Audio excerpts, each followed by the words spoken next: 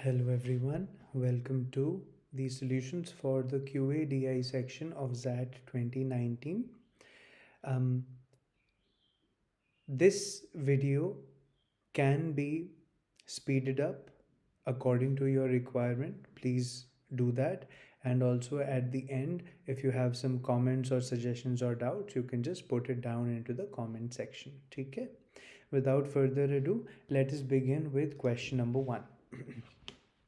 This was a slightly challenging question, depending upon the manner in which you were doing it. Otherwise, इसको आप orally भी कर सकते थे. You have 5 employees who have in 2 successive years each got hikes. After the hike, all of them have the same salary. After the hike, all of them have the same salary. So let me take a value जो कि increase होगा and it is becoming 300 rupees. ठीक है, let's say that there is a value which is changing by different percentages and it is becoming 300 rupees. For example, this is increasing by 50%. For example, ठीक है, this is increasing by 33 1/3%. This is increasing by 25%.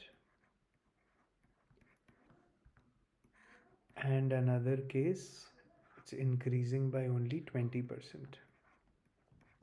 All of them have the same ending value, the same landing value. I'm just taking this example so that you can understand exactly what is happening, because यहाँ पर question is asking who got the least hike in salary, किसका hike in salary सबसे कम था. Now we know a particular shortcut. I have mentioned this somewhere, of course in my classes and somewhere in the lecture also. If a certain value is increasing by a fraction a upon b, then it will have to decrease by a value of a upon a plus b. ठीक है, so for example, if 50%, अभी मैं क्या करूँगा, इन सबको fractional form में लिख देता हूँ. ठीक है, हाफ 1/3 1/4 1/5.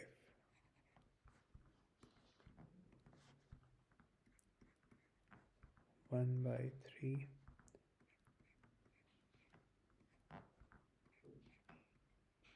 ठीक है ना. Now these values will decrease. इसको वापस लाना है मुझे. What am I trying to do? I'm trying to see that for different percentages किस में हाइक कम है, किस में हाइक ज़्यादा है. ठीक है, तो ये +1/2 मीन्स -1/3. 1/3 कम कर दो तो ये 200 आ जाएगा. +1/3 तो ये -1/4. -1/4, what is 1/4 of 300? 75. तो ये 225 आ जाएगा. I'm showing you all this because if you knew this already, तो ये question orally हो जाता. +1/4 will become -1/5. 1/5 of 300 is how much? 60. 60 कम किया तो ये 240 हो गया. Do you observe that value बढ़ते जा रहा है? And then ये 1/6 कम कर दो, -1/6. 50 rupees कम कर दो, ये 250 हो गया. This is 250. ठीक है, तो इंक्रीज कितना हुआ है? 200 to 300, 100 रुपीज़ का इंक्रीज हुआ. 225 to 300, 75 का इंक्रीज. 60 का इंक्रीज एंड 250 to 300, 50 का increase. By this point we can simply observe that जिसका परसेंटेज हाई था उसका इंक्रीज हाई था. The hike is proportional to the percentage increase. That's it. Who got the least hike पूछ रहा है. The hike is proportional to the percentage change. ये ऐसी गंदी गंदी values दी हुई हैं आपको. So what do? P को 0 ले लो. Now you know that when this whole thing is going to work out, जिसकी परसेंटेज ज़्यादा होगी उसका हाइक ज़्यादा होगा, जिसकी परसेंटेज कम होगी उसका हाइक कम होगा. Bye knowing this particular point हम थोड़ा सा रिस्क ले सकते हैं, और सबके अंदर पी है. We are taking a little bit of risk definitely. P को 0 ले लेते हैं. जब आप पी को 0 ले लोगे तो आपका ए पार्ट क्या आएगा? 0 and 1% सक्सेसिवली। तो आप सक्सेसिव परसेंटेज चेंज का फॉर्मूला लगा सकते हो, 0 + 1 इंटू 0 0, ये 1% चेंज आ गया। ठीक है, बी पार्ट देखते हैं। दैट्स 2 and -1, 2% इंक्रीज करना है, फिर 1% डिक्रीज करना है। सो 2 - 1 हो गया 1, and 1 plus 2 into -1, so that's -2/100. So what happens, 1 minus 0.02 is 0.98%. Did you observe what happened? Percentage change कम हो गया है, तो फिर हाइक भी कम हो जाएगा। You look at C part, that's 3 and -2. 3 minus 2 is also 1, -6/100. 1 minus 0.06 is 0.94%. ये कम होते जा रहा है, छोटा होते जा रहा है। So therefore E part will be the smallest, 5 minus 4, ये पैटर्न दिख गया ना, वैल्यू कम होती जा रही है। So 3 minus 2, 4 minus 3, 5 minus 4, answer तो E आ ही चुका है, -5 4 is 20/100. 1 minus 0.2 is 0.8%. सबसे कम percentage change is for E part, तो सबसे कम hike will also be for E option. The answer is A part. A part is the right answer for question 1. It is a very very doable question, बहुत ही आसान। A firm pays 5 clerks 15,000, तो आपके पास 15,000 की 5 values हैं। ठीक है, 3 assistants 40,000 into 3, तो ये टोटल 8 वैल्यूज हो गई। एंड अकाउंटेंट 66,000, अकाउंटेंट हो गया 66,000। ठीक है, तो टोटल 5 8 9 वैल्यूज हैं आपके पास, 9 values. Then the mean value comprising of these 9 employees exceeds its median by, now in 9 values ascending order में लिखे हैं सारे, पहले 15,000, then 40,000, then 66. What is the median? Median is the fifth value. Fifth value is 15,000. Fifth value ये रहा ना 15,000, 5 बारी। अब इसका मीन निकाल लेते हैं फटाफट, डिवाइडेड बाय 9। ठीक है, ज़ीरोज़ एंड में कॉमन आ जाएंगे। 15 इंटू 5 इज़ 75, एंड 75 में 40 इंटू 3 इज़ 120। ठीक है, 1000 कॉमन ले लो। 15 इंटू 5 इज़ 75,000, 40 इंटू 3 इज़ 120, और एक 66 आ जाएगा, divided by 9। Basic calculation, 120, 195, 201, 261,000 divided by 9 is equal to 29,000. So 15,000 and 29,000 का gap happens to be 14,000. The answer is A part. The easiest question of XAT 2019. Two numbers are inversely proportional to each other. Inversely proportional means AB is constant. Inversely proportional को कैसे लिखोगे? A is inversely proportional to B, implies AB is constant. AB is constant implies A1 B1 is equal to A2 B2. ठीक है, चलो, if A increases by 100%, यानी कि double हो गया। If A increases by 100% means double हो गया, तो A2 is twice of A1. Then B decreases by, B2 को क्या होगा? ठीक है, तो A2 की जगह रख देते हैं twice of A1, A1 cancel, implies B2 upon B1 is half, half is 0.5. ठीक है, वैल्यू आधी हो गई, आधी हो गई मीन्स वो 50% कम हो गई। E part is the right answer for question 3. This is a basic indices question. Again, question is very easy. What you do is सारी powers को अलग कर दो। 7 power A, 35 is 7 into 5, so you get 7 power B plus 1, 5 power B plus 1, 20 is 5 into 4, ये 5 power C plus 2, और ये 4 to the power C plus 2। Whole के ऊपर क्यूब रूट है, so raise to the power 1/3। So put it together, 7 to the power a plus b plus 1. ठीक है, 5s को इकट्ठे करो, 5 to the power b plus c plus 1 plus 2 3, and 2 to the power, ये 4 power c plus 2 है, 2 power 2c plus 4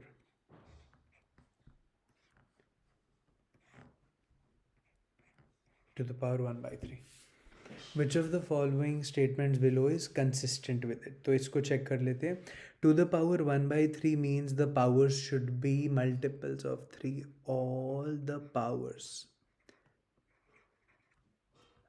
are of the form 3k multiples of 3, because you have to the power 1 by 3 here. सारी powers होनी चाहिए multiples of 3. एक एक करके check कर दो. A is 2, B is 1, C is 1. So 2 plus 1, 3 plus 1, 4. 4 is not a multiple of 3.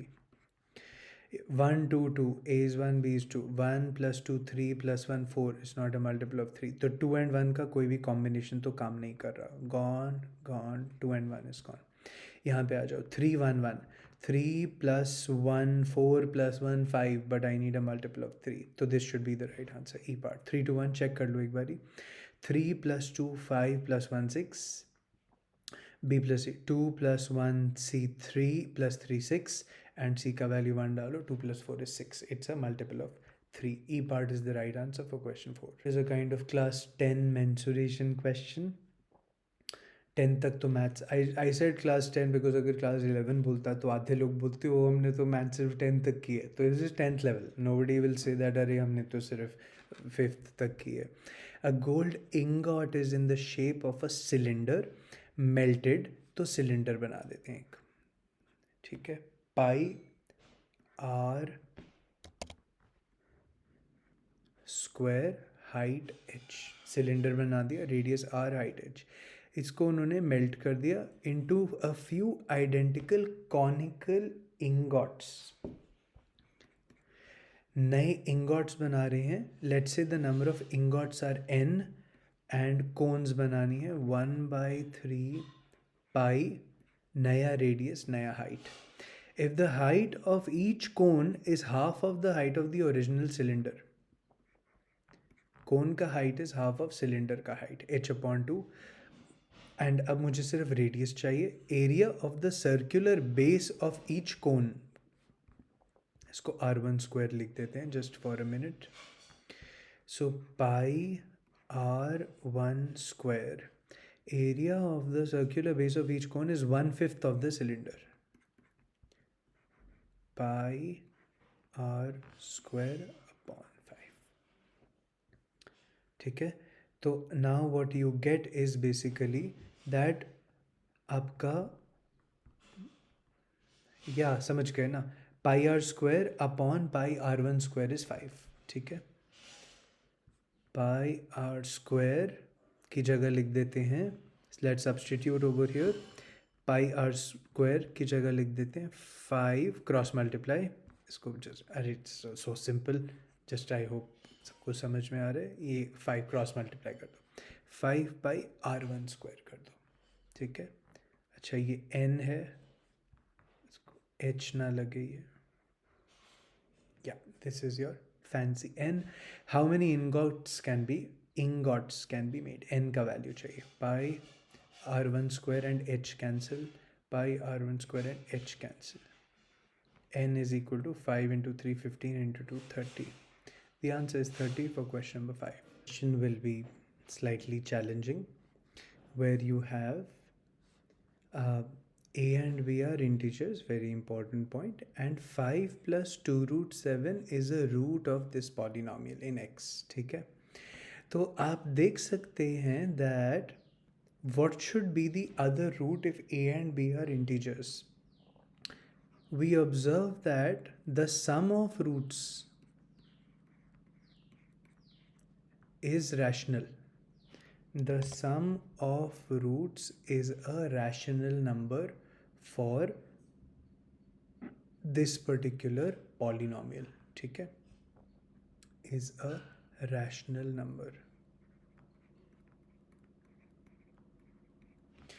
So if the sum of the roots has to be a natural number, the first root is 5 plus 2 root 7. Then the second root will have to be a constant, let's say c minus 2 root 7, where c is an integer. Dekho, dekho, dekho. Are you getting this? The sum of roots is a. The sum of roots is a, and one root is 5 plus 2 root 7. Sum of roots is a. A is an integer. That means the second root will have to have minus 2 root 7. Otherwise वो cancel out होके आपको integer नहीं देगा. तो आपको आपके roots मिल गए. This is the first root. This is the second root जिसमें c का value चाहिए. ठीक है. Then you go to the product of the roots. 5 plus 2 root 7 into c minus 2 root 7. ये product आ गया is equal to b plus 2 root 7. ठीक है. Now open it up. Let's get the integer. Integral part will be b equal to b and irrational part will be equal to 2 root 7. तो ये आ गया आपका 5c and then आपका आ जाएगा 2 root 7 into minus 2 root 7 minus 4 into 7 minus 28 and then आपका आ जाएगा plus 2 root 7c minus 2 root 7 into 5. ठीक है. जैसे भी multiply करना है आप कर सकते हो. Minus 5 into 2 root 7 plus c into 2 root 7 is equal to b plus 2 root 7.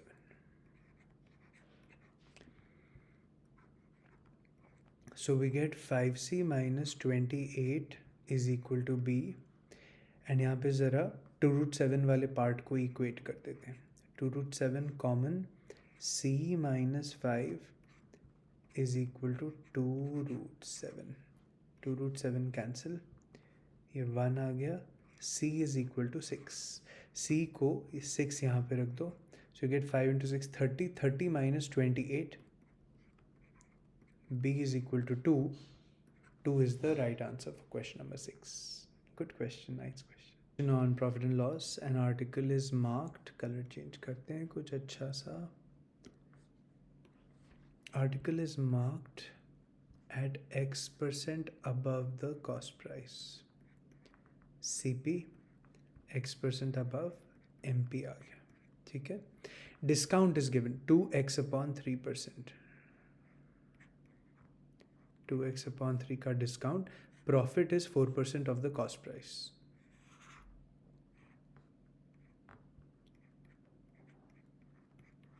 Value of x lies between 25 and 50. Then the value of x, 50% of x is, means x upon 2 का value पूछ रहा है. x upon 2 का value पूछ रहा है and options में आपको बड़े प्यार से उसने x upon 2 का value दिया है. तो फटाफट x लिख लेते हैं सबका. x upon 2 is 12, तो x is 24, 16 into 2, 32, 26, 30 and 40. ठीक है. सक्सेसिव लगा दो यहाँ पे फटाफट. x minus 2x upon 3 plus product of this two, तो माइनस आ जाएगा 2x square multiply this two 2x square upon 3 AB upon 100, तो नीचे अपॉन 100 आ जाएगा. What is the formula? A plus B plus AB upon 100 is the formula for successive percentage change. Overall this translates to this percentage which is overall 4%. यहाँ पे आपका value आ गया 4 का. ठीक है. यहाँ पे आपका वैल्यू आ गया 4 का. x minus 2x upon 3 is basically x upon 3 and then अब 3 से मल्टीप्लाई कर देते हैं. Let's multiply everything by 3. तो ये अपॉन 3 चले जाएगा, ये नीचे अपॉन 100 रह जाएगा और ये 4 इंटू 3 12 हो जाएगा. 4 into 3 becomes 12. ठीक है. and now use the options. obviously options use करेंगे. so 24 यहाँ पे integer है and 24 square is 576. 576 into 2 is how much? 1152. 1152 upon 100. ये तो integer नहीं आ रहा है, so therefore a part is gone. 32 try करो. 32 into 2 64 upon 100 is not an integer. Gone. ज़रा ई पार्ट पे आ जाते हैं फटाफट, बिकॉज इट लुक्स लाइक ये डिवाइड हो जाएगा 100 से. 40 square is 1600 into 2 is 3200 upon 100 is 32 and x is 40. ठीक है, 40 माइनस 32 ये तो 8 आ रहा है. This is also gone. D डालो. 30 into 2 this is gone. 30 square is 900 into 2 1800 upon 100, ये माइनस 18 आ गया. एंड यहाँ पे 30 है. 30 minus 18 is 12. therefore D part is the right answer. You did not have to solve the quadratic over here, not at all. ठीक है. Question 7 is done. This is a question from SICI and it is based upon installments. A computer is sold either for 19,200 in cash, ये उसका total value है, or for 4,800 down payment and then monthly installments. तो अगर down payment कर रहा है तो उसका लोन अमाउंट थोड़ा सा कम हो जाएगा. 19,200 माइनस 4,800 हो जाएगा. Rate of interest charged is 12% per annum. At this point they should have mentioned simple interest or compound interest, but default value हम compound interest हमेशा लेके चलते हैं and चलेंगे. ठीक है, but they should have mentioned it. Then what is the value of each installment? ठीक है, so what we will do is that 5 सालों के बाद का जो equation बनेगा, that is what we are going to form. So how much is the money that he has borrowed? 19,200 minus 4,800. He has borrowed 14,400 rupees today. इसका value 5 महीने बाद क्या होगा? अच्छा, 12% is the interest for 1 year. That means एक month का interest कितना हो जाएगा? 1%. See if you understand this point. The interest for full year is 12%. 1 month का 1% हो जाएगा. 12% अपॉन 12. ठीक है, पर मंथ निकालने के लिए. Something that you must have learned when you did concepts of when compounding is not done annually, right? If compounding is done semi-annually, quarterly, etc., उसमें ये चीज़ आपने सीखी होगी. तो इसका वैल्यू 5 महीने बाद क्या होगा? 1% इंटरेस्ट, तो मल्टीप्लिकेशन फैक्टर हो गया 1.01 टू द पावर 5. इसका वैल्यू 5 महीने बाद. ठीक है.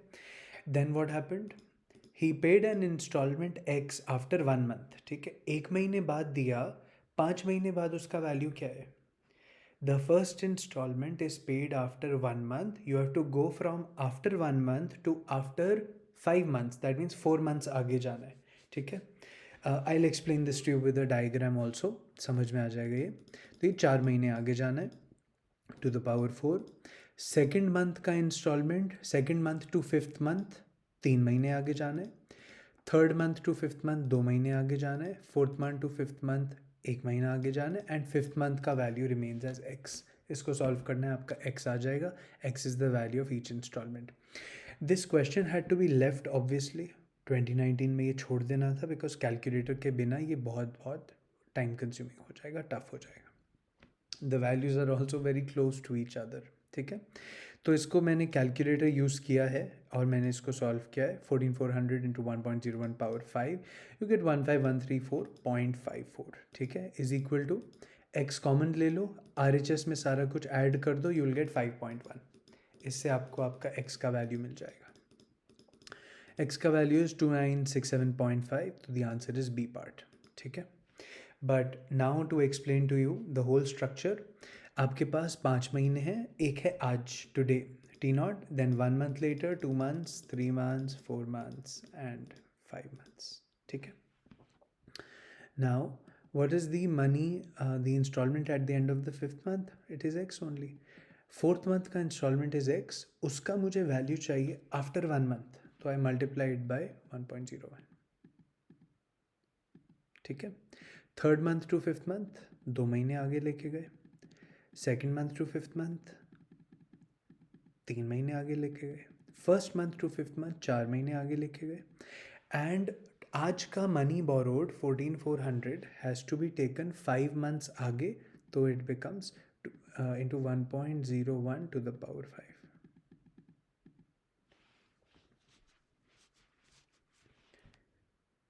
ठीक है, so these are the values at T5, the basic rule exists that money borrowed equal to money paid. What did you borrow is T naught wala value.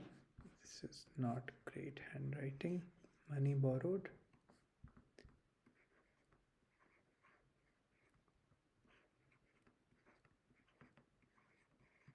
is equal to money paid.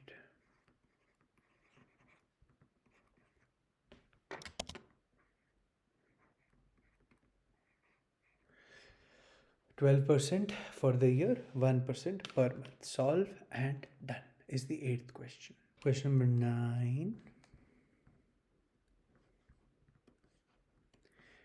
When opening his fruit shop for the day, a shopkeeper found that his stock of apples could be perfectly arranged in a complete triangular array, that is, every row one apple more than the row immediately above. First row 1 apple more, second row 2, third row 3, fourth row 4, and so on, ending with a single apple at the top. ठीक है? Every row with one apple more than the one above it. During any sales transaction, apples are always picked from the uppermost row, यानी कि जहाँ पे एक apple है, going below only when the row is exhausted. When one customer walked into the middle of the day, she found an incomplete array on display having 126 apples. How many rows were seen by the customer? Customer ने कितनी rows देखी, ठीक है? तो and assume that the initial stock did not exceed 150 apples. तो you have this value, I don't know कितनी rows थी, it is greater than 126, right? Original sum, the complete array is greater than 126 because 126 is incomplete. And the initial stock did not exceed 150. ये 150 से ज़्यादा नहीं था, 150 से less than equal to था. ठीक है? So therefore my value over here, sum of apples n into n plus 1 by 2 should be lying between 150 and 126. इसमें फटाफट n का वैल्यू सब्स्टिट्यूट करके देख सकते हैं what could be the possible value. इसका वैल्यू क्या होगा? तो फॉर एग्जाम्पल 12 लगा लो. 12 into 13 upon 2, 6 into 13 is how much? 78. ये तो बहुत ही छोटा है. देन 13 लगा लो. 70. ओके, थोड़ा बड़ा करते हैं. लेट्स से 15 पे चलते हैं. 15 इंटू 16, 15 इंटू 8 इज़ 120. ये भी अभी कम है because it has to be greater than 126. Let's take 16 rows plus 16, you get 1. So sum of first 15 natural numbers is 120. 16th natural number 16 add कर दो, you'll get 136. 17 add कर दो, 136 plus 17 is 153. ये क्रॉस हो गया. 153 क्रॉस ओवर हो चुका. 126 से बड़ा होना चाहिए. You have a total of 16 rows. You have a total of 16 rows. ठीक है? Now 136 एप्पल्स का ट्रायंगुलर एरे है. उसमें से अब लोग आए और एप्पल्स निकालने लगे. -1 135, -2 सेकेंड रो गायब कर दो, 133, -3 थर्ड रो गायब कर दो, 130, एंड -4 फोर्थ रो भी गायब कर दो. Then you have 126 apples left. तो आपने फोर्थ रो गायब कर दिया, first second third fourth. Out of 16 rows you have removed 4 rows of apples. 12 rows of apples are left. So question is asking how many rows of apples were seen by this customer? 12 rows were seen by the customer. The answer is D part 12. The next question is a little lengthy and I did spend quite some time on this while I was giving the paper. Let P be the point of intersection of these two lines. ठीक है, जिसमें से एक का constant नहीं दिया, a दिया हुआ है. So quickly let's write these two lines. पहला लाइन दूसरे को डबल कर दो, सो दैट सब्ट्रैक्ट करके y कोएफिशिएंट कैंसिल आउट हो जाएगा एंड यूल गेट x. ठीक है, subtract 4036 minus 2a divided by 11. x आ गया. Put x into the second equation, आपका y आ जाएगा. ठीक है, 4036 माइनस 14x, x की जगह ये सब्सटीट्यूट कर दो अपॉन 4y था ना, अपॉन 4. ठीक है, we go to the second point of intersection. Q is the point of intersection of these other two lines. दोनों lines completely दी हैं. Write the two lines down. Equate coefficients. Y के coefficient को equate करते हैं, दोनों को 12 बना देते हैं. Rewrite both of the equations. दोनों का 12y आ गया. After getting your 12y, subtract them. दोनों को सब्ट्रैक्ट करोगे तो आपका क्या आएगा, 4 minus 6054, you'll get minus 6050 divided by 11. आपका प्यारा सा इंटीजर आ गया x minus 550. Put x back into one of the equations, आपका y आ जाएगा 917. Horrible values. Now you have the 2 points of intersection. If the line through p and q has slope 2, you have the 2 points of intersection. ऊपर green colour for p and नीचे orange colour for q. इन दोनों का slope, you have 2 points and you have slope, so I will use the 2 point form. y2 minus y1 upon x2 minus x1 is equal to 2. ठीक है, तो ऊपर green colour में उठा लो, ये y2 आ गया, माइनस नीचे से y1 आ गया 917 is equal to twice of x2 minus x1. x2 आ गया आपका ऊपर से ग्रीन वाला एंड x1 आ गया आपका of course minus minus plus 550. इसको सॉल्व करना है, आपका a आ जाएगा. I tried, I thought is there a shorter approach, but ऐसा कुछ निकल के नहीं आया. Try to use the options actually to see that maybe integral coordinates आ रही हों p के, but I think p के integral coordinates नहीं है, so it did not help me out. So we'll just solve this. सबसे पहले तो upon 4 को अंदर ले जाएंगे. ठीक है, 4036 अपॉन 4 कर देंगे एंड 14 अपॉन 4 कर देंगे. तो 4036 अपॉन 4 हो गया 1009, 14 अपॉन 4 हो गया 3.5 और ये नीचे अपॉन 11 आ गया. नेक्स्ट RHS में 550 को ज़रा अलग कर देते हैं, तो वो आपका आ गया 1100. ठीक है, नेक्स्ट सारे कॉन्स्टेंट्स को इकट्ठा कर दो. 1009 माइनस 917 माइनस 1100, ये आ गया माइनस 1008. और ये अगला वाला टर्म आपका ये this whole thing 3.5, this whole thing is common. 3.5 plus 2 is 5.5. ठीक है, तो ये 5.5 को लिखो 11 upon 2 into 4036 minus 2a upon 11. 11 cancel, then 2 से डिवाइड कर दो एंड आपका फाइनली a का वैल्यू आ गया 2018 प्लस 1008, 2018 प्लस 1008 है वो. ठीक है, you get your 3026. Answer is C part. इसको ठीक करो.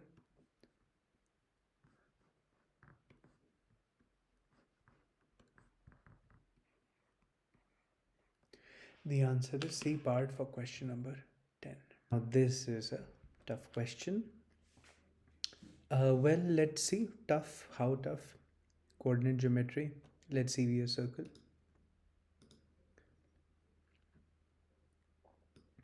We have a circle over here.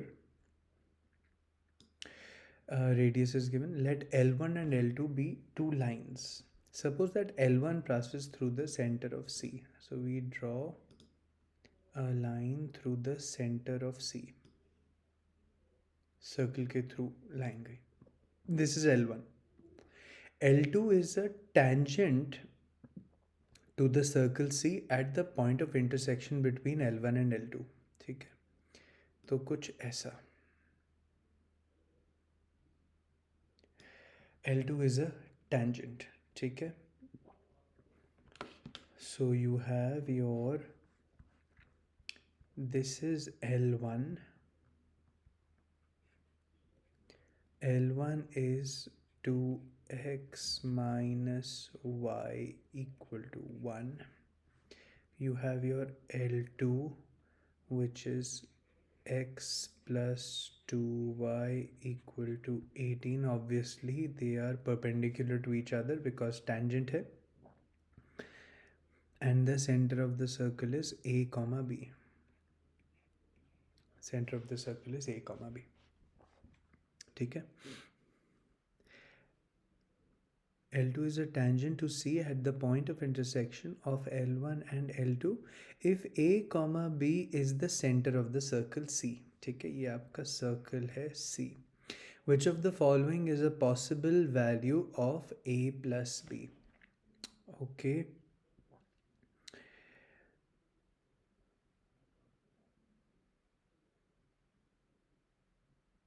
Okay.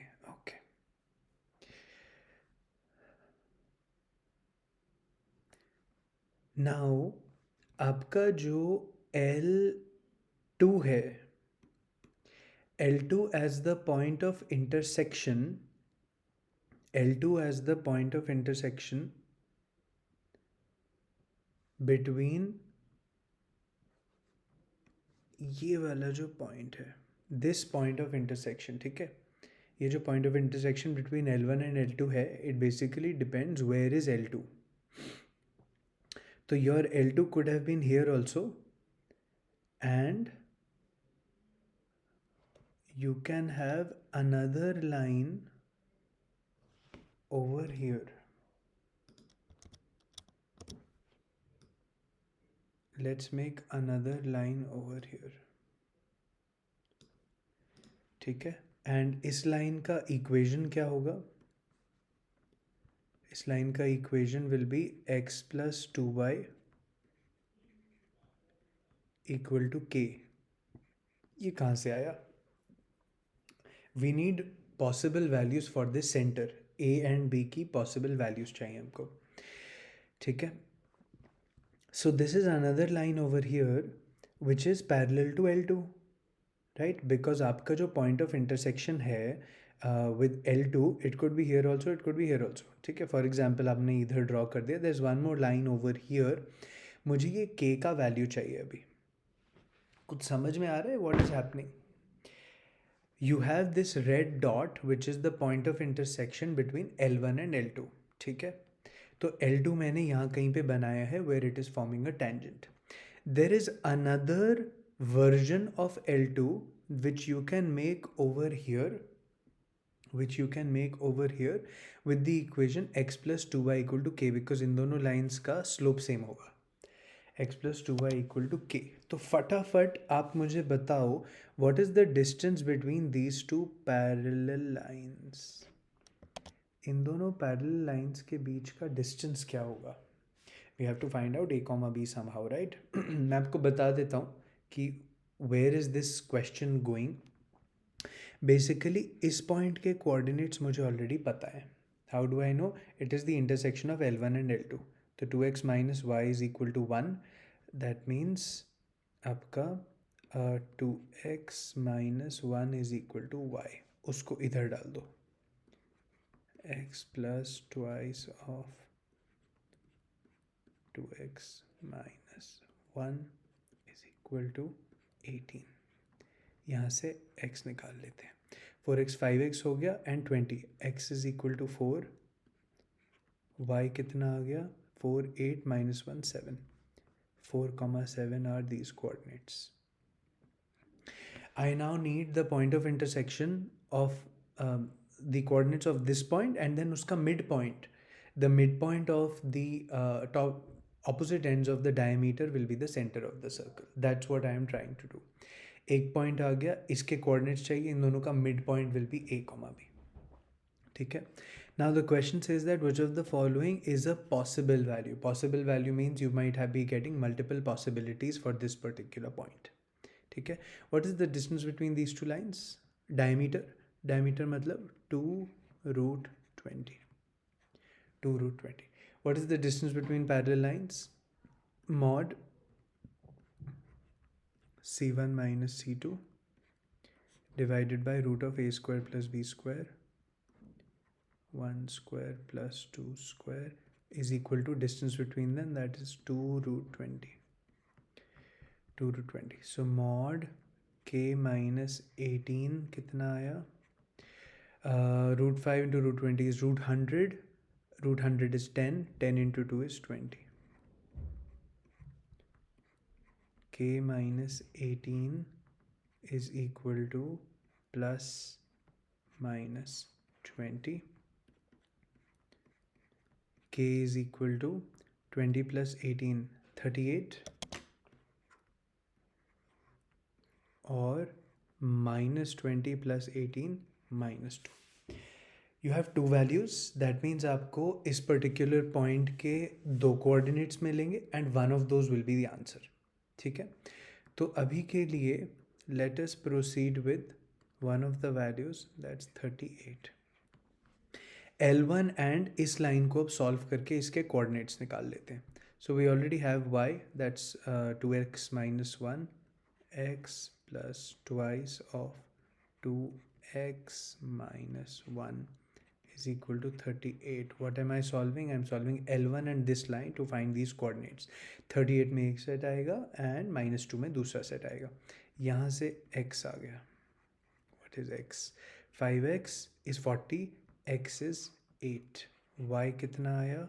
8 यहाँ डालो. 16 minus 1, 15. तो यहाँ पे डालो 8, 15. इसके mid points will be a, b. 8 plus 4, 12, 12 upon 2, 6. 15 plus 7, 22, 22 upon 2, 11. So a, b, 6, 11. So the answer turns out to be 6 plus 11. 17 is a possible value. The answer for question 11 is B part. Question 12 is a log question. यहाँ पे what you have to notice is that 97 minus 56 root 3 is actually 7 minus 4 root 3 का whole square. ये चीज़ आपको observe करनी थी, notice करनी थी. That's why they have given that kind of expression in the denominator. ठीक है, 7 square plus 4 root 3, 16 3 48, minus 2 into 7 into 4 root 3. So that's how it gives you 49 plus 48 is 97 minus 7 14 56 root 3.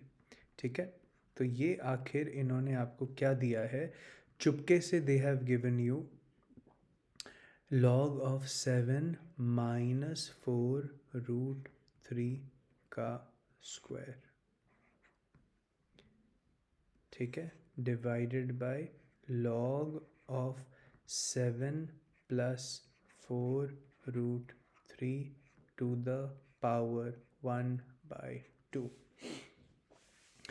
ठीक है, the next step that you had to do was that 7 plus 4 root 3 and 7 minus 4 root 3 are conjugates of each other. Next step to notice was that this is equal to 1. देख लो, आखिर 7 square and 4 root 3 square क्या है? 49 and 48. ठीक है, तो what is this? This is a square minus b square. 49 minus 48 is 1. 7 plus 4 root 3 into 7 minus 4 root 3 is 1. a plus b into a minus b. ठीक है, तो बेसिकली क्या है यहाँ पे? दैट आपका 7 plus 4 root 3 is 1 upon 7 minus 4 root 3, which is equal to 7 minus 4 root 3 to the power -1. तो 7 plus 4 root 3 की जगह write down 7 minus 4 root 3 to the power -1. तो यहाँ पे एक माइनस साइन आ जाएगा. जब माइनस साइन आ जाएगा, next step for the log, take both the powers down. 2 and -1/2 को नीचे ले आओ. 2 and -1/2. ठीक है, and the log gets cancelled. So you get 2 upon -1/2 is -4. The answer is C part for question 12. Question 13 is manageable.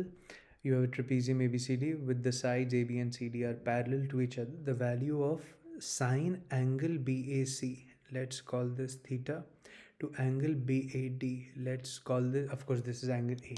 ठीक है, it is asking you what is the value of sine theta divided by sine A, sine theta divided by sine A पूछा है, ठीक है। Theta को इधर रख देते हैं because I want to draw a perpendicular now. Draw perpendicular over here, एक परपेंडिकुलर इधर, दूसरा परपेंडिकुलर इधर, and we'll call this A B C D, P Q, the altitudes are h. Now let's write down sine theta is equal to perpendicular h upon hypotenuse AC. Sine A is equal to perpendicular h upon hypotenuse AD. इन दोनों को divide कर दो, sin theta upon sin A, sin theta upon sin A, you'll get AD upon AC. AD upon AC, D part is the right answer for question number 13. Next, in the picture below, EF, GH, ABCD are squares, ठीक है। तो ये 90 degrees के angles है, and of course the big square is also all 90 degrees, and ये छोटे छोटे equilateral triangles दिए हुए हैं, which means that this would be 60 and this would also be 60. 90, 150, 210 आ गया, that means this particular angle is going to be 150 degrees. And 150 degrees total is 180, that means this one is going to be 15 degrees. And this one would also be 15 degrees because they are all equilateral triangles. They are all sides of equilateral triangles. A, all of these are the sides of the same equilateral triangles. तो ये भी आपका, this would also be 15 degrees, ठीक है। What is the ratio of the area of the square EFGH? Let's call that side S to that of ABCD, which is side A.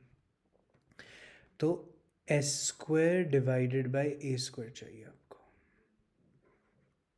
We need the value of S square divided by A square. ठीक है.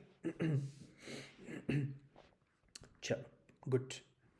Now, if I were to draw a perpendicular over here, यहाँ पे if I draw a perpendicular and I know that this angle is 15 degrees, this is 90, this becomes S by 2 because perpendicular bisects the base, and this side is A. यानी कि now I have the base and the hypotenuse, so cos 15 degrees. Cos 15 degrees is equal to base S upon 2 divided by hypotenuse A, and आपको चाहिए S square upon A square, ठीक है। तो ज़रा 2 को cross multiply कर दो इधर, cross multiply the 2, it comes over here, and then S square upon A square, इसको होल स्क्वायर करना है।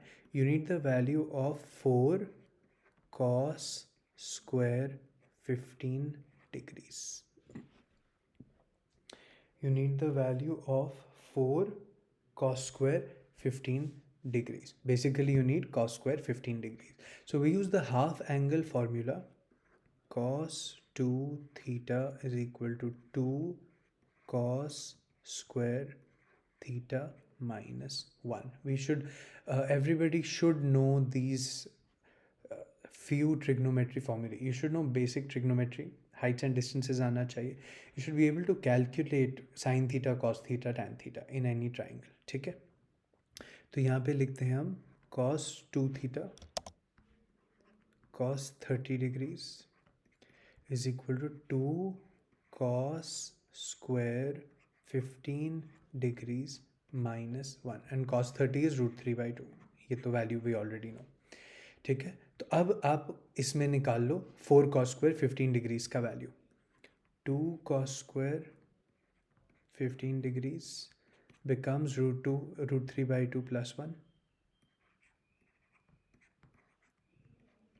+1 एंड देन इस पूरे को हमें तो we want 4, right, we want 4 cos² 15 degrees as the answer.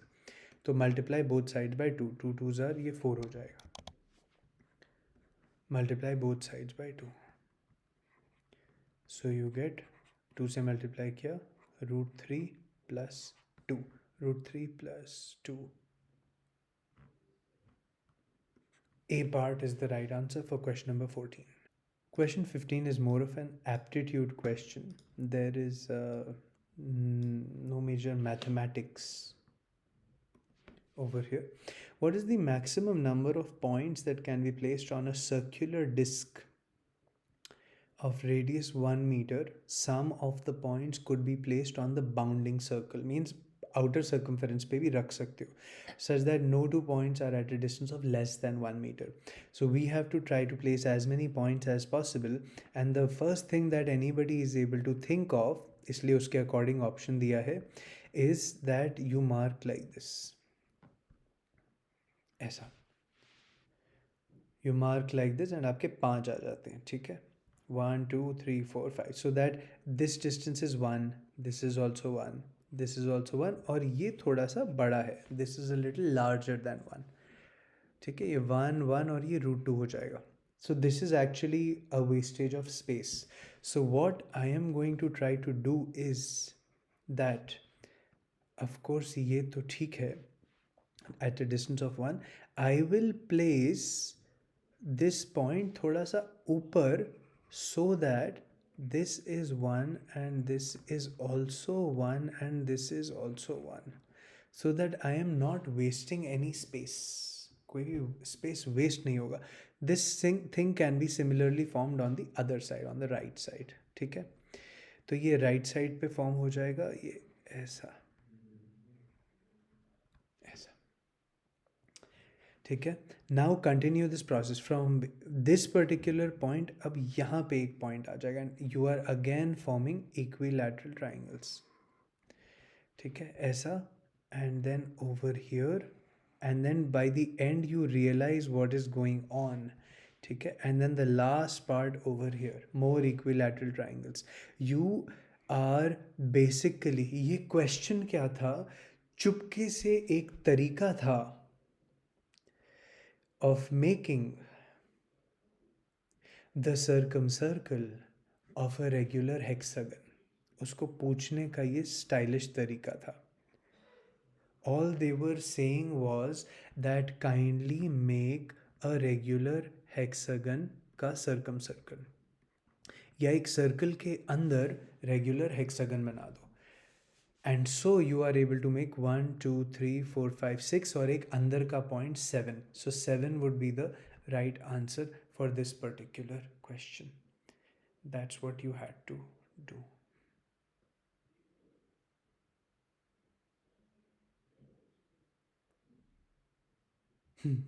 Speechless. Good. Which question is this? 15th question. Good. Next question is one of those annoying questions जो immediately हो जाता है एग्ज़ाम के बाद.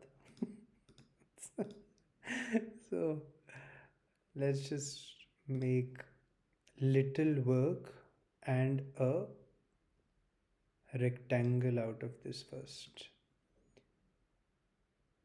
ये आपका रेक्टेंगल बन गया. ठीक है, lovely way of presenting a very easy question, और फिर कैसे गंदे गंदे ऑप्शंस दे दिए. So you have a rectangle now.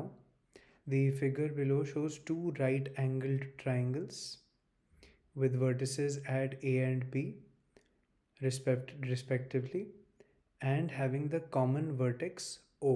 ठीक है, OAB OQP. the lengths of some of the sides is given. AB and OP are parallel to each other. ये AB and OP जैसे ही पैरेलल बना दिए, ये आपका 90 डिग्रीज आ गया, ये आपका रेक्टेंगल बन गया. Opposite sides are equal. ये 3 है तो ये 3 है, 1 इधर 2 इधर, ये 2 है तो ये 2 है, 1 इधर तो 1 इधर.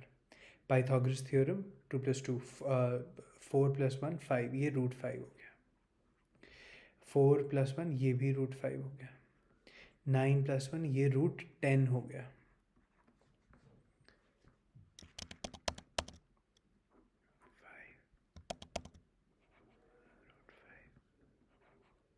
√10. ठीक है. So you now have sides √5, √5 and √10. The ratio of the sides is 1:1:√2. It's a 45-45-90 triangle. ये 90 हो गया तो ये 45 degrees हो जाएगा. 45 degrees is the right answer for question number 16. The next question is a part of the wavy curve method. We draw a line and we draw our points. -98,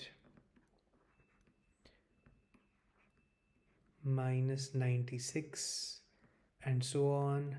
0 तक जाएगा क्या? Till -4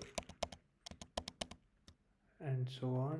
-6, -4.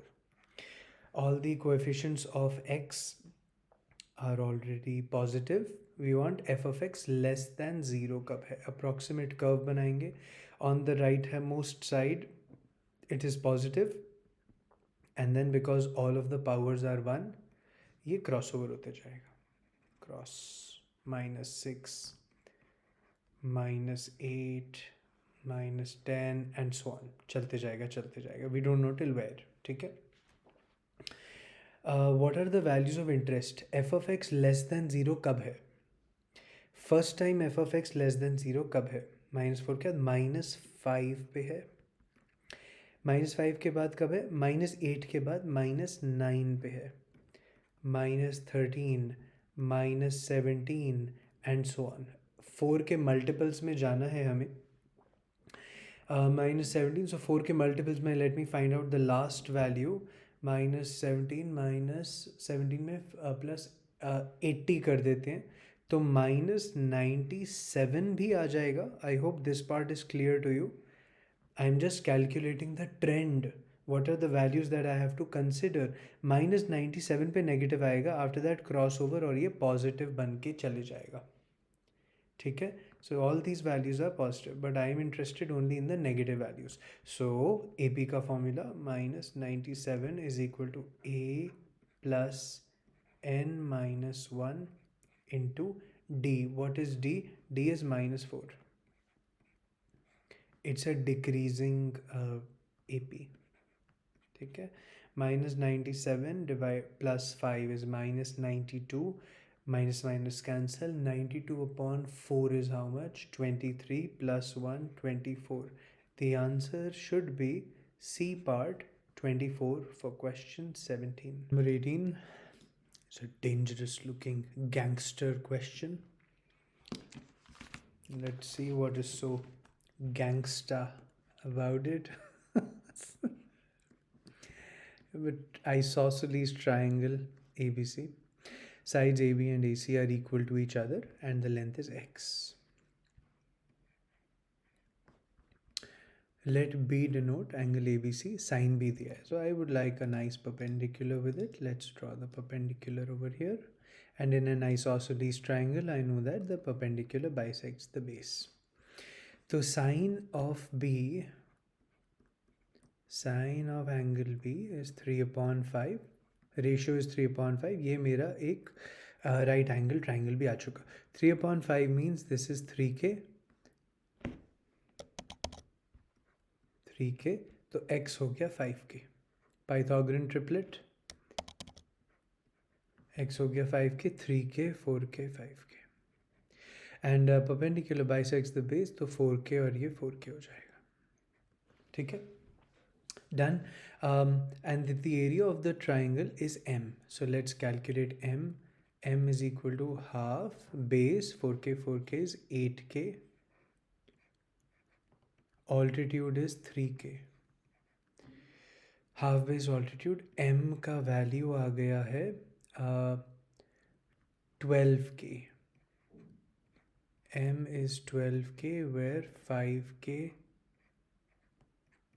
is equal to x.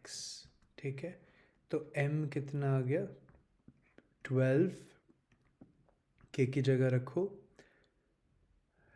Sorry 12k square आ गया, 12k square, k square हो गया x square upon 25, right. k square is x square upon 25 और ये हो गया आपका 0.48 x square.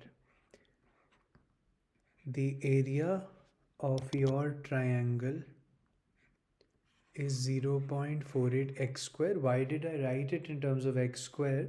Because all of our answers are in terms of x square. ठीक है, 0.48 x square. ये क्या है, m less than 0.25 x square, but वो तो 0.48 है.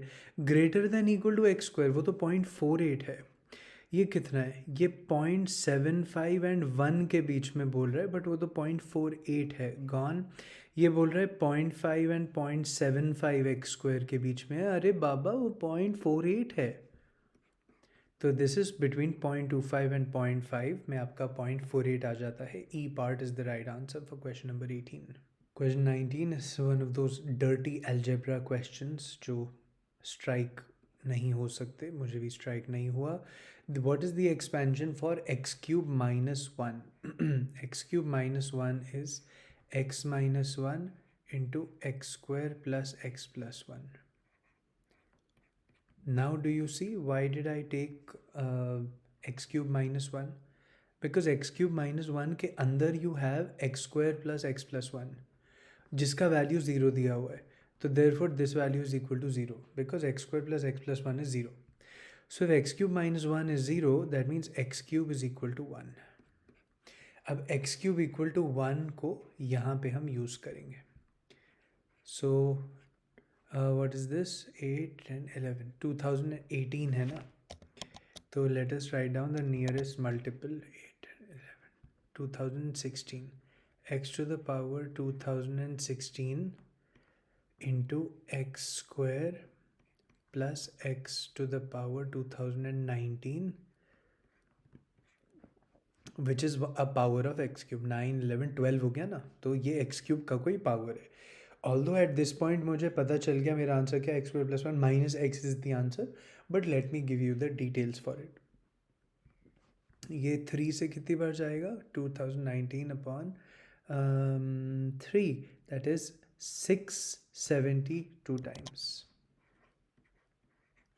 एंड 2016 कितनी बार जाएगा, 671 times. 3 into 671 and x cube is 1. So your overall value for this expression becomes x square plus 1, right? Because दोनों x cube 1 है.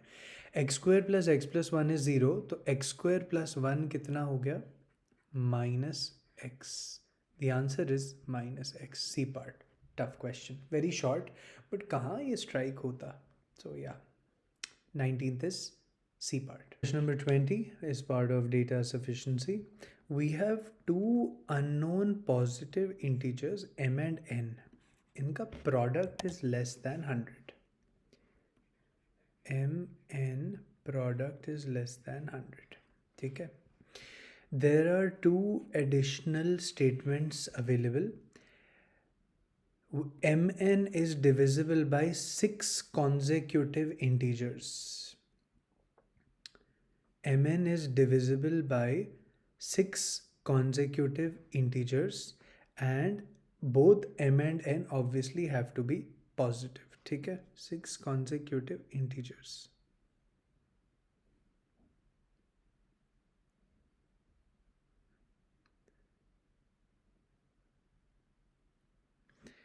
ठीक है. So your 6 consecutive integers में obviously 0 cannot be there. mn is divisible by 6 consecutive integers, तो वहाँ पे 0 तो आ नहीं सकता, तो हम 1 से शुरू करेंगे. So your mn is divisible by 1 also, 2 also, 3 also, 4 also, 5 also, 6 also. ठीक है, as an example ऐसा, that is statement number 1. Statement number 2 is that m plus n is a perfect square. Which of the two statements alone or in combination are sufficient to determine the numbers m and n? ठीक है, तो 6 consecutive numbers अगर आपको लेने हैं and it is divisible by all of these, तो इनका आपको एलसीएम लेना पड़ेगा for the M N to be divisible by all of these. तो इन सब का एलसीएम क्या है? 60 becomes the LCM over here. ठीक है, एम एन का वैल्यू इज 60 और multiples of 60, only 60 exists. What if you take 2 to 7? If you take the numbers 2 to 7, then यहाँ पे आपका 7 इंटू एक 7 और लाना पड़ेगा, 420 चले जाएगा. It will reach 420. ठीक है, तो एक बात तो पक्की है आपकी, from the first statement M N is equal to 60.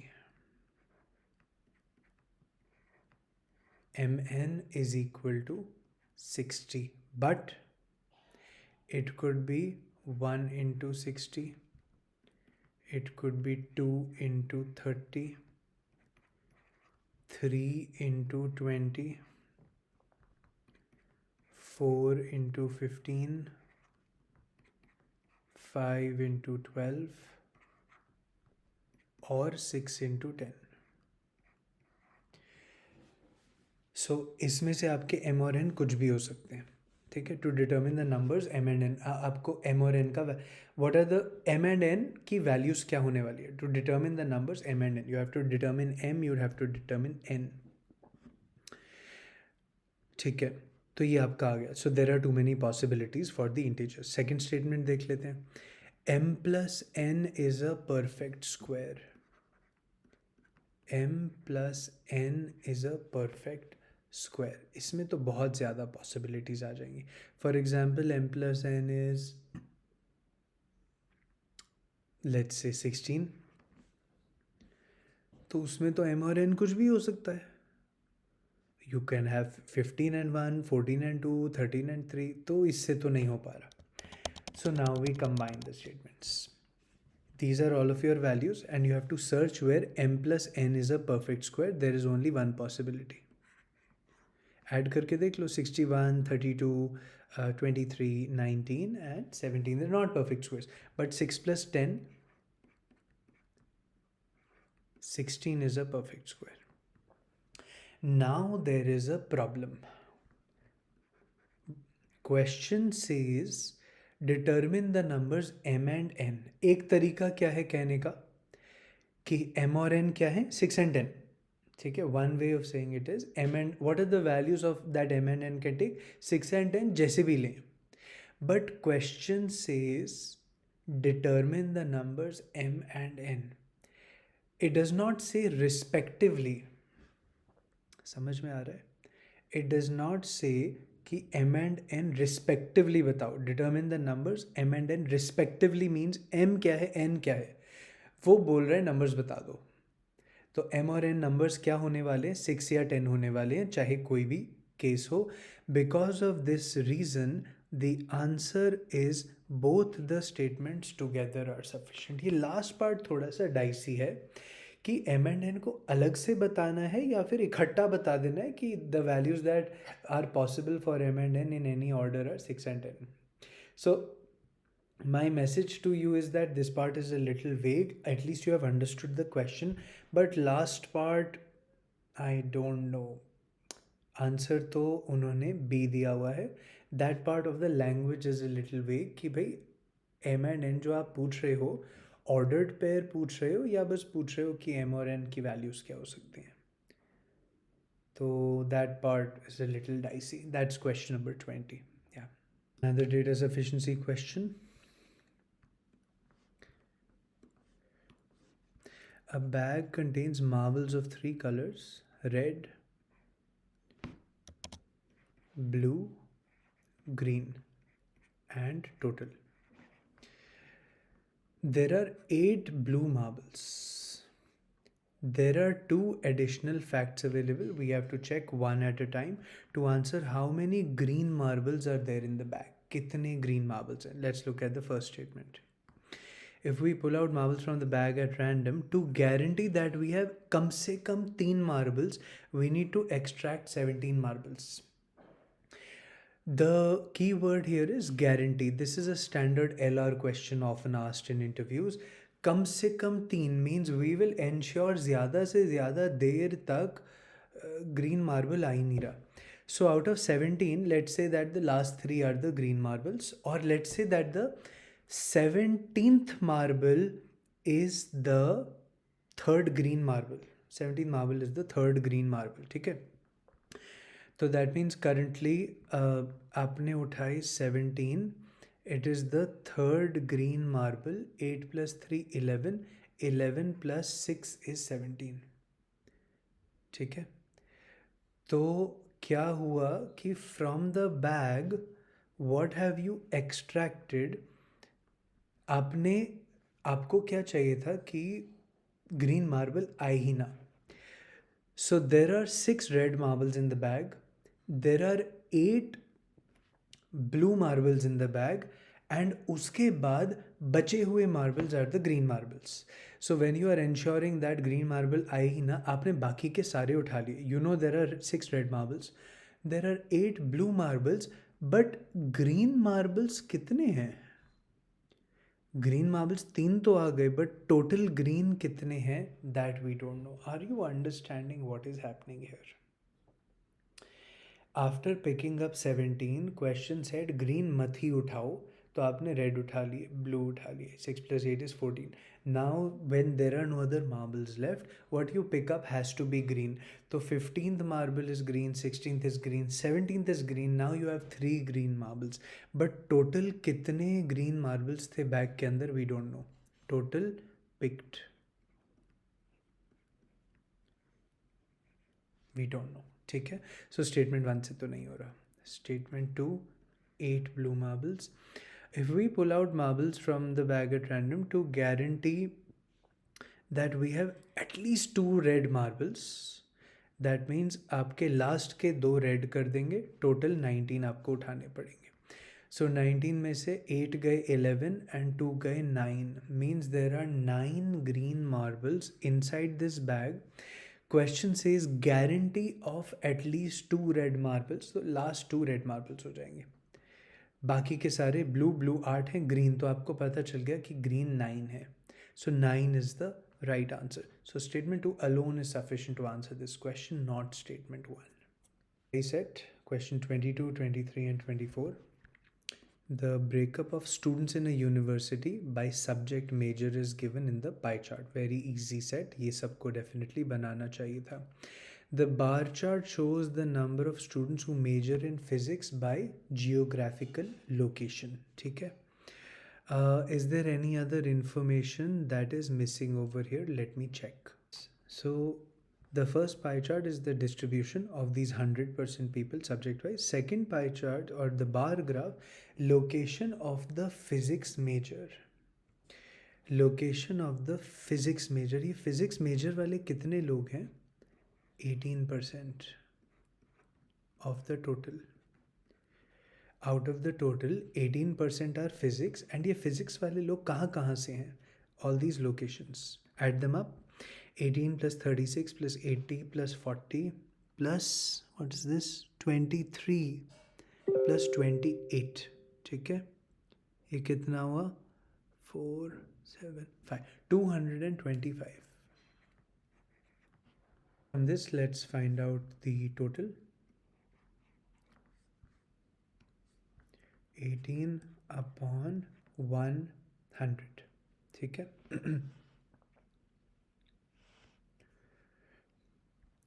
9 से गया 2 times. 9 से गया 25 times. ठीक है. So 2500/2. You have a total of 1250 represented by this particular pie chart. There are 1250 people being talked about. How many students major in chemistry? Chemistry happens to be 14%. It's 10%, 125 plus 4%. 4% is 1%, 4 times. 1%, 4 times 25, 50. 125 plus 50 is 175 is the right answer for question 22. Question 23. If the proportion of physics majors who are from Delhi, how many people are there from what is the proportion of physics majors? We know that already. Total was 225. Who are from Delhi? Delhi वाले कितने हैं? 18, 18. Is the same as the proportion of engineering majors who are from Delhi. Okay, how many engineering majors do you have? Engineering ये रहा 20%. 20%, 10% is 125, 20% is 250. Engineering majors are 250. How many of them are from Delhi? Let's say X. X निकालेंगे, that will be our answer. 25 से गया 9 times, 25 से गया 10 times, 9 से गया 2 times. That's 2 into 10. X is equal to 20. 20 is the right answer for question number 23. Last. 12% of all students are from Chennai. 1250 का 12% is 125, 10% plus 12.5 into 2, 25. Total 150 students are from Chennai. ठीक है, 150 students are from Chennai. What is the largest possible percentage of economic students that can be from Chennai? Percentage means into 100. So there are 150 people from Chennai. Can I say that we would love it if all economics people are from Chennai? Economics वाले सारे लोग चेन्नई के, तो economics के हैं कितने लोग? 12%. What is 12% of 1250, 125, 150? You have 150 people who are from economics. You have 150 people who are from Chennai. You would love for maximum economics people to come from Chennai, but there are 40 people. There are 40 people who are what?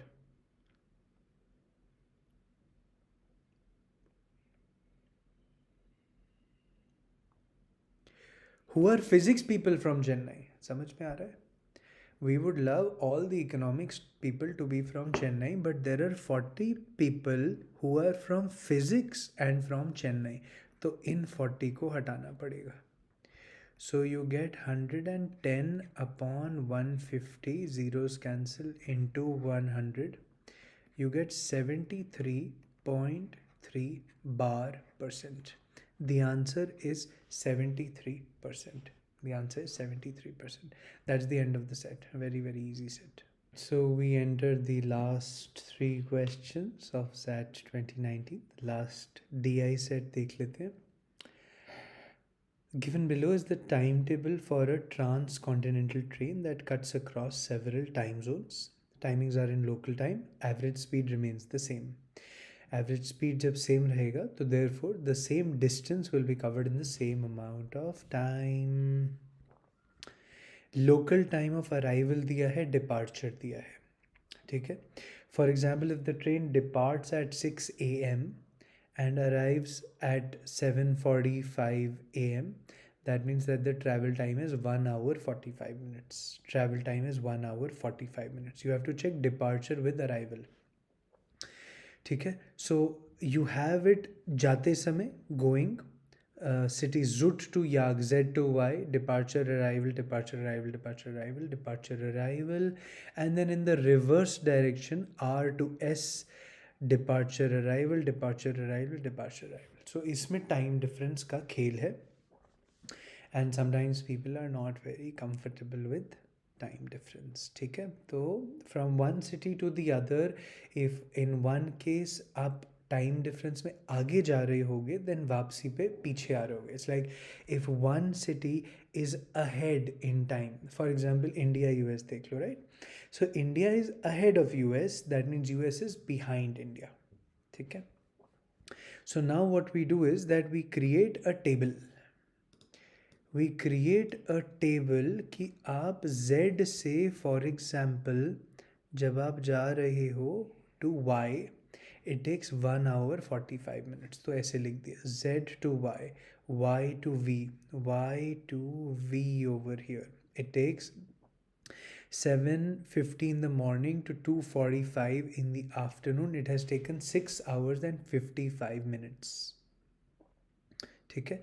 सारा data यहाँ से collect करके इस diagram में लिख लीजिए. From one city to the other कितना time लगा, देन वापसी पे कितना टाइम लगा. For example from R to S departure is 8 AM, arrival is 12:55 PM. 4 hours 55 minutes का ट्रैवल टाइम था.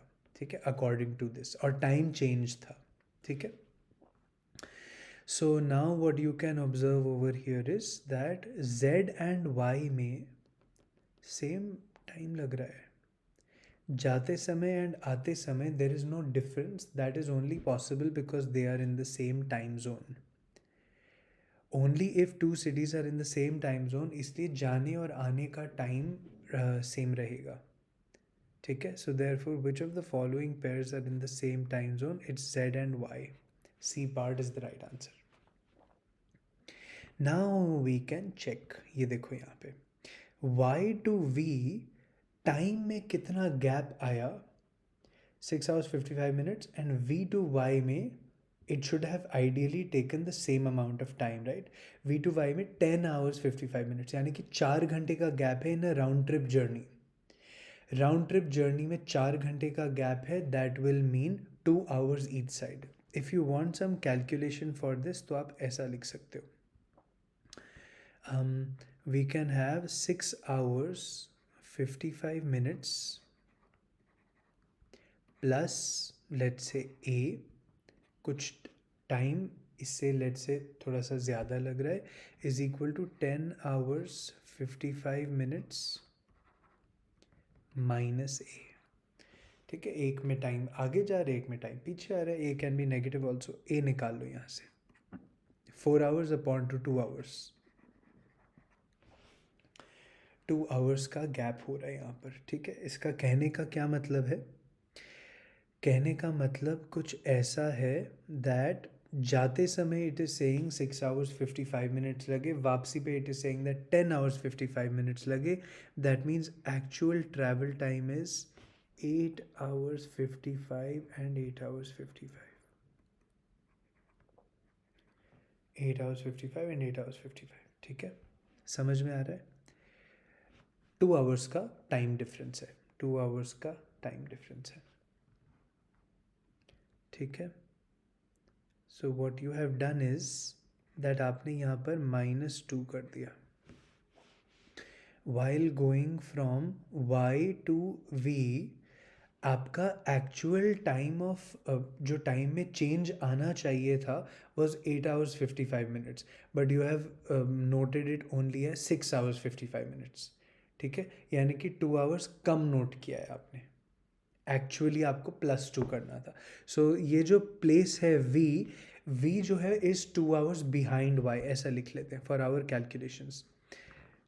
Therefore v is 2 hours behind y. v is 2 hours behind y, इसलिए -2 किया है. ठीक है. 450 to 1050 is 6 hours upon to 3 hours behind y. 255 to 455 is 2 hours on round trip, 1 hour behind y. What is the total time taken to go from z to r? Total time taken to go from z to r, we have 6 AM and the last stop is 10:40 PM. ये कितने hours हो गया? 6 to 22 is 16 hours 40 minutes. You can see that one of the options is also over there. I wonder, maybe some of us might not be able to understand what is going on over here. Because वो time difference चीज़ ही कुछ ऐसी है, थोड़ी सी complex C. Something we're not very familiar with. 6 a.m. to 10:40 p.m. 16 hours 40 minutes लग गए, but in the process the आगे वाला जो सिटी था वो टाइम में थोड़ा सा पीछे जा चुका था. See this was 8 hours 55 minutes, but it was calculated only as 6 hours 55 minutes change in time, right. तो ये 2 hours को आपको इनकॉर्पोरेट करना पड़ेगा. तो this is +2 and then +3 and +1. This is 2 hours of travel time that was not considered. ठीक है, 2 hours 3 hours 1 hour, so they were 22 hours and 40 minutes is the right answer over here. ठीक है. What time is it at Yag when it is 12 noon at Sab? यहाँ पे 12 PM है, यहाँ पे 12 PM है. ठीक है, ये जो 12 PM है, so S is 5 hours behind V. V नहीं, Y. S is 5 hours behind Y. What time is it at Y when it is 12 PM at S? S is 5 hours behind Y. 12 PM is 5 hours behind 5 PM. A part is the right answer. And that is the end of XAT 2019. Let's go for the analysis. Right, now we analyze. Where were the questions from? Geometry and mensuration is 6 questions. Coordinate geometry is 2 questions. तो geometry के total 8 questions आए हैं. 8 questions from geometry, 6 questions from DI, which is a little less. ठीक है, generally you might get 9 to 11 questions from DI. ज़रा arithmetic देखें तो arithmetic is 1, 2 and 3, 4 and maybe one of the miscellaneous questions 5. Stats भी आ जाएगा इसमें 6. So arithmetic is 6 questions. 8 इधर हो गए, 6 DI में हो गए. ठीक है, 8, 14, 20 and then we can just check a little bit of algebra कहाँ पे है. Quadratic 1, logs 1, indices 1, inequalities 1 and बाकी बच्चे numbers etcetera. Algebra is around 4 questions. Rest here and there, small values missing. ठीक है. So as we are realizing in XAT, it has a good representation from all topics. If you have to target something, obviously arithmetic is not something you have to do again separately because वो इतना ज़्यादा CAT में कर ही लिया है. DILR again, nothing that you need to do extra other than previous year papers. DIR है, हाँ geometry पे you need to put some time because geometry, mensuration, coordinate is something that possibly you have not focused that much on for CAT. ठीक है, maybe. So good representation from all topics, and this is what the paper has been. The estimated cutoff for XAT 2019, good number of attempts were 17, 18 and cutoff was around 10 marks. Could you have scored 10 marks? 10 correct, not just correct, total. तो वो हम questions को note कर लेते हैं. What could you have done? Which were really doable, manageable, no stress. Question 1 was tough, 2 was very doable, 3 was basic, 4 was basic, 5th was a class 10 mensuration question, 6th was little tough, 7th You've done all this. You've done all this before. Um, with successive, they just put in a quadratic and then you had to fit in the values rather than solving. Was this difficult? Hmm? Come on. I mean, it's been 8-9 months of solving. At least अब तो आपको पता है कि value use करके इसको किया जा सकता था. 7th was doable. 8th तो मैंने ही स्किप किया था. 9th was not easy, थोड़ा सा ऊपर था. 10th was quite tough with the calculations. 11th was tough. 12th was tough. 13th basic sine theta लगाना था. 13th तो करना चाहिए था. You just had to use sin theta twice and divide. That's it. Basic trigonometry से ये हो जाता अनलेस आपका कॉन्फिडेंस लो है एंड आप डर गए थे. But 13 was doable. 14 मान लिया हाफ एंगल फॉर्मूला लगाना था, so this would have been challenging. 15th is basic aptitude. 16th हो सकता है आपको स्ट्राइक ना हुआ हो. ठीक है. 17th is wavy curve method along with a little bit of APGP. तो हो सकता है कि ये आपको कैलकुलेशन का तरीका स्ट्राइक ना किया हो. This would have might have been a little fancy. Again trigonometry with geometry तो इजी नहीं बोलेंगे इसको, थोड़ा सा ऊपर लगा लो. 19 तो बिल्कुल स्ट्राइक नहीं होना था. 20 DS is always a little challenging. And साथ में आप लगा दो ये 3 सवाल 22 to 25. Like the easiest of easiest. मैंने तो कोई थोड़ा सा भी ऊपर था, I have not included it.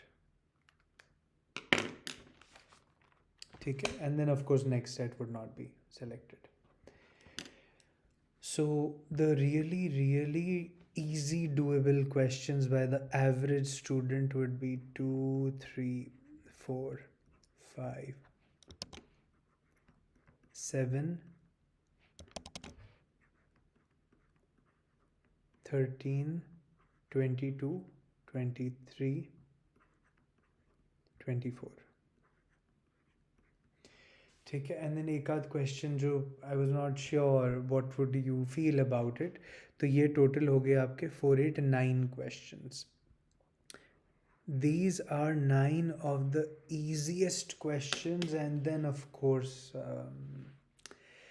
here and there some questions you should have been able to do in order to reach the cutoff. ठीक है. And if you are somebody who has done a lot of quants, then they are saying that the good number of attempts would have been around 18. For example, last वाला DI set out हो जाएगा. एक आध geometry का question, the SICI question. I think 18 to 20 attempts were possible. उसमें से maybe 16 marks if you could get, that would be wonderful. ठीक है. You have to get your marks from somewhere. If your quants is very good, confidence levels are very high, then 16, 17 marks आ सकते हैं quants में. And if your quants is average, not very strong, तो आपको cut off तो clear करना पड़ेगा 10 marks. 10 marks के लिए 12 to 13 questions तो attempt करने पड़ेंगे strongly, and then in around 60 to 70 minutes. Yeah, इतना तो bare minimum करना ही पड़ेगा. And that's it. So that's where we finished the analysis. Let me know if you'd like me to add a few extra things into the analysis for a particular paper. Until next time, bye bye.